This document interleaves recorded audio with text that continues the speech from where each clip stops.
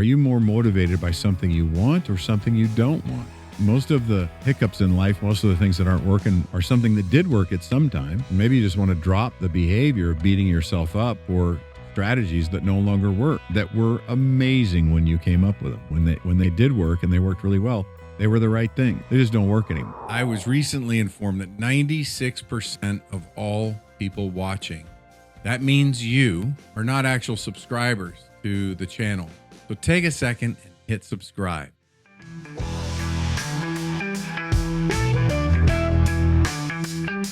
Welcome to The Point with Jeff Spikes, the show about achieving goals, embracing growth, and finding your true path. And now, here's your host, Jeff Spikes. Hello and welcome to The Point. This is your host, Jeff Spikes. And what a pleasure it is to be in October, Q4, ready to roll. How many of you are excited for the holidays, looking forward to it? Are you someone that has trained yourself, prepared yourself, and maybe it's been natural for you just to enjoy the holidays every year? Or are you someone that struggles, that walks into the holidays worried and concerned about the past and the history and what's happened before? Well, here you are. In any form you're in, you are absolutely accepted in any condition, in any thought, in any process that you're walking into the holidays with. You being the authentic version of yourself is the most important thing in this world. What you get to do for the next 3 months here is consider something new. Consider what you've done the year so far, and the whole intention and purpose of doing this is to set your intentions for the rest of the year so you can truly live in the moment and do what you need to do to take care of yourself in that moment and in all of these moments. And also at the same time, close the year as strong as possible with all of your intentions and desires and open the new year with a running head start, already on target to hit on your goals and moving well beyond any possibility of what you could have even imagined a bonus that you might have gotten out of starting with New Year's resolutions. October is one of the best times every year to consider how you're going to end the year. November is another time. And then we anchor in some gratitude around Thanksgiving. And then December, you really take the final moments of intention to do well so that you can really relax through the rest of the holidays, whatever it is that you celebrate. When you enter the new year, you can enter the year with great and total amazing confidence and enthusiasm for what you know you're already ahead of and what you're going to. So you are fortunate to be here. This is the right place for you to be. If you got here, you're here for a reason and it's meant to be. So follow this through and run into the new year with others and me. And let's join this and make it even more powerful. What's step one? You might ask, what's the first thing to do to prepare for the end of the year? And the first thing to do is consider what you've done for the year. This is the time when you pull out your bigger overarching plan. It is October 7th. We're a full week into October, and man, is this exciting to be able to do this right now. Look at your bigger picture goals. Look at what you had planned for this year and what targets you wanted to reach. Just check them off the list if you already hit them and feel great about it. How many things are on your to-do list even that they're already done? There's a great time to go ahead and check them off. And then look at the ones that aren't checked off yet. Look at the ones you might have missed. Look at the goals that you haven't hit yet and think about it. You have 3 months left. You have 3 months to get it done within this calendar year. How many of them are you going to nail down and absolutely hit? The next stage in this is that when you look at these, you have an opportunity to turn forward and set a plan and think about what are the behaviors that I need to do. Now, if you're already in the designing process and you're already starting your day at the end of the day, so when you go to bed at night or at some point when you close the day out, you're starting the preparation for the next day. If you're considering, okay, how do I end the day strong so that I can use my sleep to set up the next day, and then I'm running into the next day powerfully. If you're already doing that, then you've already begun to intentionally automate the behavior of how to start something while you're closing something?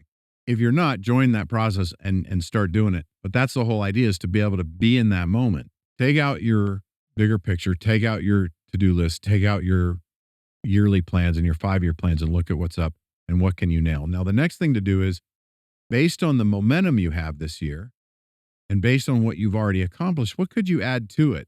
What could you add to it to go above and beyond? And even if something falls off because it's not as important or it's changed its sense of importance to you, if something falls off, then what energy's left to add something to it? What if you could close the year now and walk into the holidays? If you're if you're concerned about the holidays and you're thinking it might be a difficult season for whatever reason, maybe it's a good time to close the year and not have much more expectations of yourself for the end of this year, other than that you take care of yourself, that you nurture yourself, that you allow yourself to process. And then you can do that intentionally. You can do that intentionally, because one of the next things that you're going to do is make sure that while you're going through this process is to start to note and pay attention to anything that you want to leave behind. One of the nice things about a transition of anything is that you can consider what to leave behind that you don't want to carry forward. What has happened in 2024, or what transpired that maybe has happened a number of years, that maybe it's a behavior or a thought process that you want to make sure that you leave behind. You can go through a process to leave it behind and say goodbye and never bring it forward. And you can start that now. So if you have a process to go through in the holidays and you're concerned for your well-being and you want to just be in self-care, you can do that with that framework of what is it that you want to leave behind and what do you want to carry forward. If you're in a grieving process or anything else, what lessons and memories do you want to move forward with, and what sadness and pains that do you want to leave behind? That is absolutely intentional. If you're on top of the world and everything's going really well, and you've turned the corner to a beautiful future and a beautiful destination, and you're already living on this beautiful path of experiencing your dreams and what you always thought was possible. Lots of things are going well, regardless of the bumps in the road. You can still think, because life happens, right? Your flexibility to life is what allows you to not have it affect you in a way that's anything other than maintaining a resourceful sense of self and a resourceful emotional framework. So if you're living in that sense of being, how much greater is it then to consider what you're leaving behind and what you can carry forward? What lessons can you pull from things so that you don't have to remember the struggles and you can move forward, replacing the thoughts of the struggles with the lessons you've learned?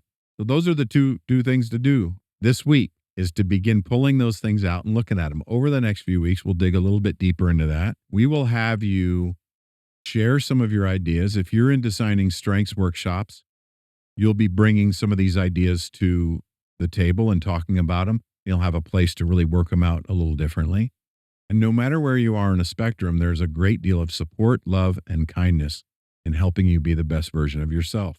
And that exists in a lot of places in the world, which is another point. Another thing to really consider right now is, who are you surrounding yourself with? Are you surrounding yourself with the nurturing people that you need to be surrounded by? Are you surrounding yourself with people that allow you to be of service and allow you to help others that have gone through things that you've gone through so that you don't have to repeat them? Are you giving back in a way that has you feeling grateful and fulfilled and useful? Another thought is, are you hanging around with people that are already better at something than you are, but you want to learn? Are you learning from people that have excelled in something that you want to be great at? Somebody was just talking about wanting to go back into dance and learn to dance. About 3 years ago, they stopped, and they were actually on a crew for a sports team. They were encouraged to come back and go back to the auditions. How fun is that, right? To go back to doing something. And what could happen for you if you considered something that you could do that was just fun, revitalized a passion that you got to work with? What are the steps that you would have to take to embrace that and to prepare for that? This is a hugely open, wide framework of things to consider that is open and beneficial to anyone that tries. over the next few weeks as we dig in and as you get to dig in. We'll see what there is to glean. So that was the two things that we're questioning about what you were working on, right? And there's a third that I'm absolutely drawing a blank on right now, but does that ever happen to you? You ever draw blanks in the middle of a conversation when you're going? I really got absorbed into that story of this person that was just speaking to me and just about lost it there. So the way to come back at this is just let go of it and know that it's okay. Embrace the reality, right? And then before you know it, it pops back up and you get to go right back into the flow of thought that you were in. The idea of considering where you're at in life and how to close out a year and start a new year. Maybe there's something you want to put back on the table. Maybe there's something that would make you feel reinvigorated that would be exciting. Maybe you're a parent, a new parent, and you're considering how you want to be with your child and what that's going to look like in 5 years, 10 years, 15 years when they are in high school. How active do you want to be? What are the things that you'd like to include them in and teach them? There may be things you need to leave behind in order to be the version of yourself that you really want to be, and include those things in your life and teach your children that. There's a pretty wide spectrum of possibilities that you could get into. What's yours? What is the thing that you're interested in that's going to help change your life to be who you want to be? None of it really matters if it doesn't help you be in the moment and experience joy and peacefulness and peace and happiness and share in relationships with others. Here's the exercise to do today. Really look at your life. Sit down with and list just list one thing about your life that you want to look forward to. What would you like to experience this holiday season? Just write it down. The first thing that you have that comes to your mind that you'd like to experience this holiday season, just write that down. Capture it. Write it down. Put it in your notes. Open your device. Put it in the notes. Write it down. Record it really fast. If you have a watch, you can do a quick voice recording and just capture what it is. What is the one thing that you'd really like to experience this holiday season? Then write down what's the one thing that you'd really like to have said you accomplished this year. There was an idea you had when you started the year of what you'd really like to get done, something you'd really like to change or get better at. What is it? Write it down. Think about what is it that you need. What is it that you need to experience what it is you wrote down for number one? Is it something you really want? Now, sometimes the first thing you write down is an idea or a concept of an idea that you really want, and it takes some refining. Does it take refining, or did it nail it right on the head? And that's really what you want. That's really what you want to accomplish. Consider those things. That's two things. Consider what you've carried from the past, what you're behaving, how you're behaving, what you're thinking, what you're feeling that you'd like to leave behind and not worry about anymore.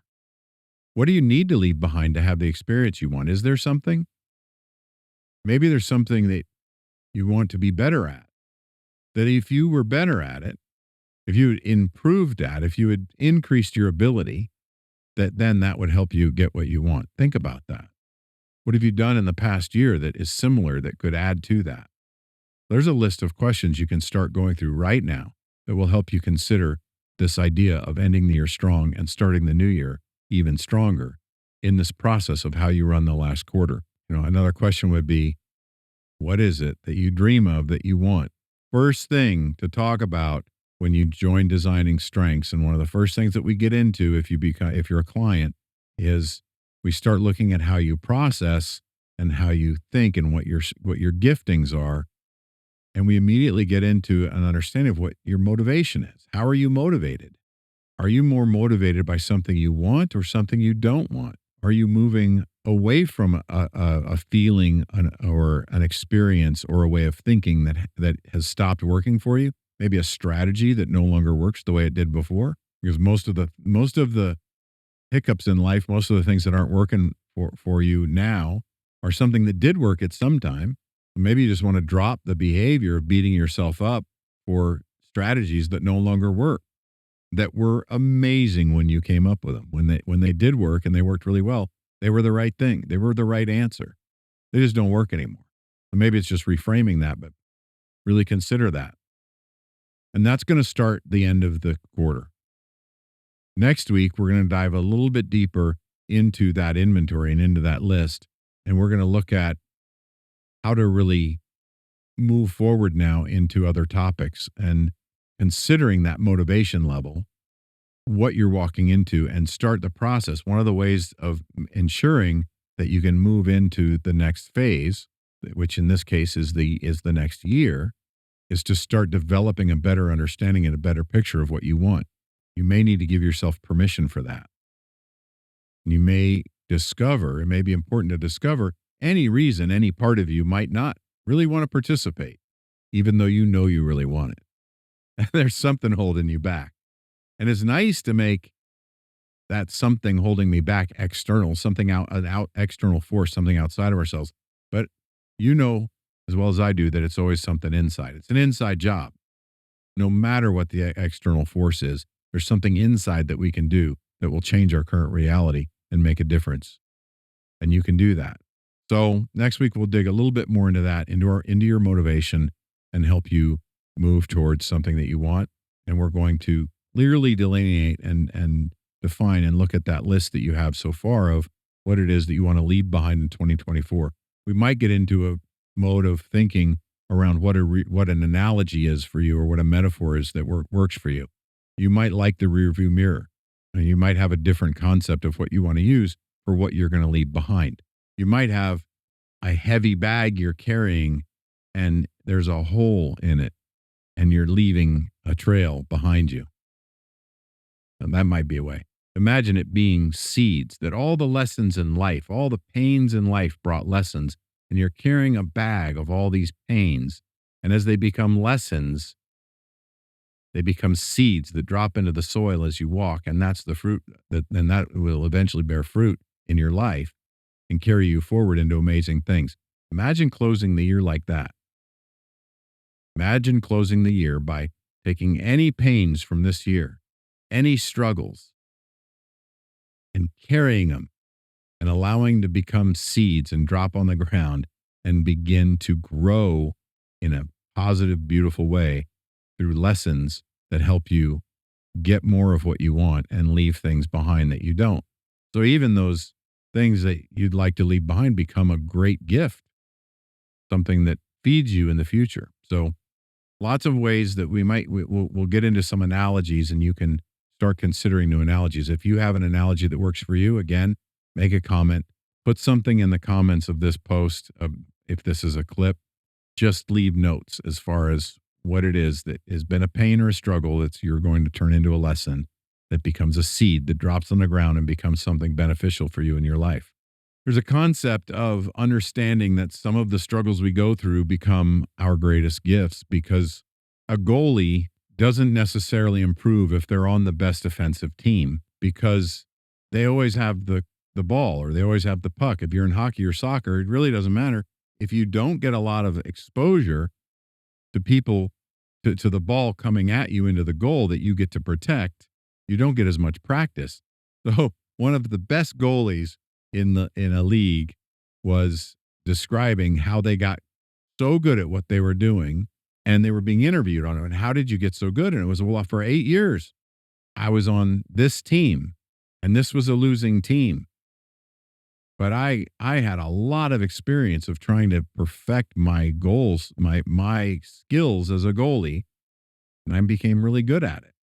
It's kind of a problem if you're on a soccer team and the opposing team has the ball most of the time. They dominate it. They're attempting 2, 3, 4, 5 times the amount of attempts than your team gets. But it sure does make for a heck of a goalie. So whatever big challenge you've gone through in life, or whatever's really been one of the biggest things that you keep repeating and not being able to get away from, truly has the opportunity to make you an expert in it. That's one way that we can leave things in the year behind, is to work on some of those concepts and ideas and realize what the real truth is. Because you may be telling yourself a truth that's not really true. You may be telling yourself a truth that is more of a feeling that comes from a place of deficiency. And what you want is, you want to turn into a feeling of strength. You want to turn into a mode of thinking that is strengths oriented, not deficiency oriented. Start considering what's working instead of what's not working. Consider what you agree with rather than what you don't agree with. It's one of the most ninja skills that you can deploy to have a better experience in life, and no matter how successful you are or how challenged you are in anything.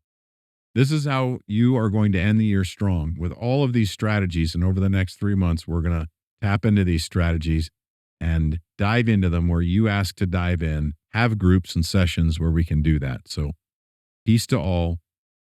It is absolutely a gift that you get to be here and that you get to have this experience in life where you get to consider how you would impact others, how you could impact your own life, how you could be the most useful to your sense of purpose, your sense of desire, no matter where you are, no matter where you're sitting, no matter how you feel in you is an amazing gift that's meant to be shared with others.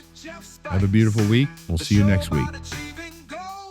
Thank you for joining us for another amazing episode of The Point with me, Jeff Spikes. Please visit jeffspikes.com for everything you would need to know to engage with me offline. And lastly, thank you for your time, your attention, and your consideration. This is The Point.